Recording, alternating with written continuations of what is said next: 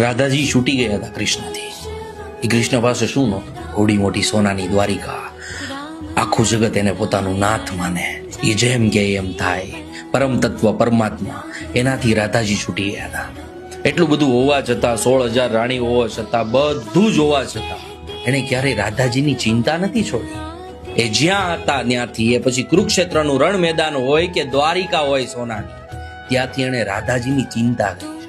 અને આપણે જેના માટે બાબુ સોના લપ બપ બધું કરીને બેઠા હોય, તે ખાધું છે કે નહીં, તું નહીં ખાતો હું નહીં ખાઉં, ને આવા અનેક લપ કર્યા હોય, અને પછી જ્યારે બ્રેકઅપ થાય અથવા તો બીજી કોઈ પણ બાબત આવે, પછી વ્યક્તિ કદાચ સામો મેળવે ને તો જોવા તૈયાર નથી. આ પ્રેમ છે તમારો? સિરિયસલી પ્રેમ કોને કહેવાય?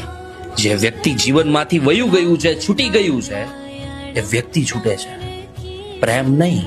એ વ્યક્તિ કદાચ 5 વર્ષ પછી કે 10 વર્ષ પછી એના જીવનના ગમે એવા ક્ષણમાં